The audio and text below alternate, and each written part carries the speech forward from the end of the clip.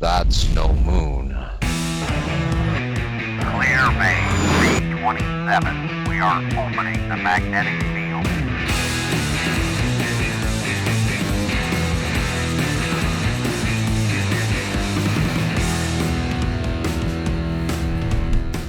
Hello there, and welcome to Docking Bay 327.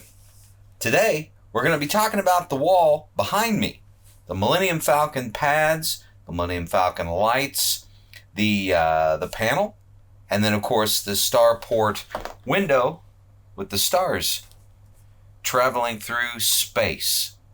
I'll talk about my inspiration, the design elements, how I built some of the different pieces, and then how I put it all together and installed it on the wall. So let's get started. For this build, I found inspiration in the interior of the Millennium Falcon. I always loved those lights in the corridors and knew I wanted a few of them at the top of the window in my office, but I didn't know what they used in the original movie, so I went down the Google rabbit hole for several hours until I figured it out. They were the lamp base from a Cough Tree SW10 light. After much more searching, I found one for sale on eBay and bought it from a seller in London. And here it is. As I said, I wanted several, 5 to be exact, just like the hallway picture. So I made a mold using smooth-on silicone mold, then poured several resin casts using Smooth Cast 300.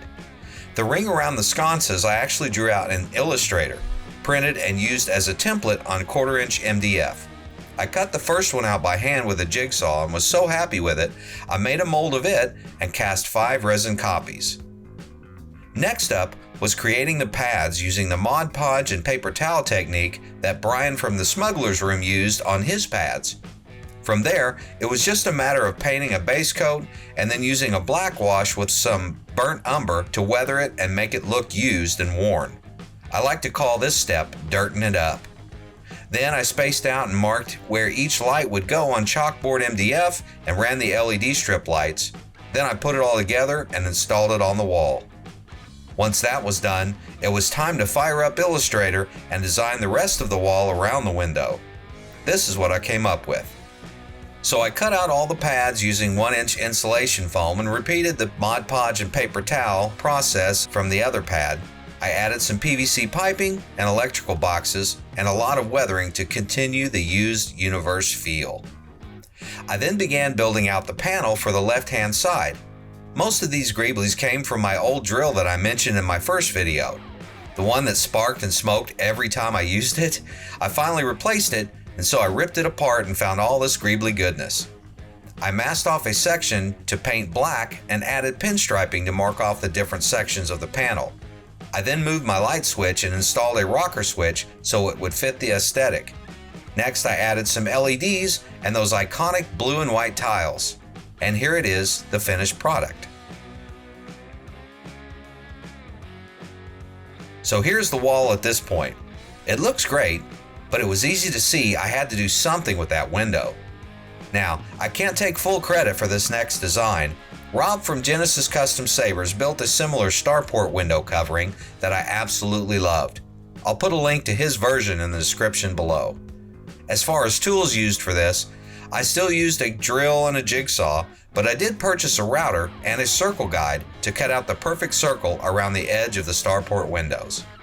I added some unique pads to pull the design together with the rest of the wall, painted it the dark gray, added some greeblies, then dirted it up with a black wash.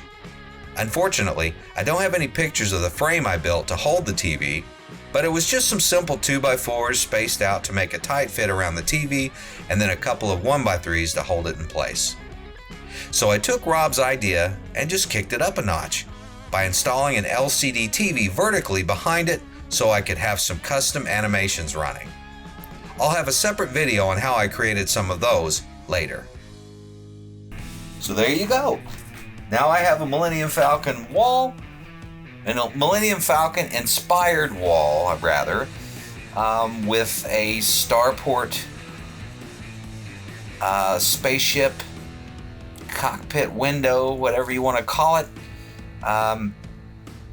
with moving animations and all of that, to just make it feel more like I'm in a spaceship. So I realize how insane this looks, but I hope that you appreciate the artistic creativity behind it. My love for Star Wars is obvious, and maybe it's inspired you, I don't know. But if it has, please give me a thumbs up. If you want to continue to follow this craziness, please subscribe and hit the bell so you can be alerted when I push out new content. And until then, build with what you know, figure out the rest.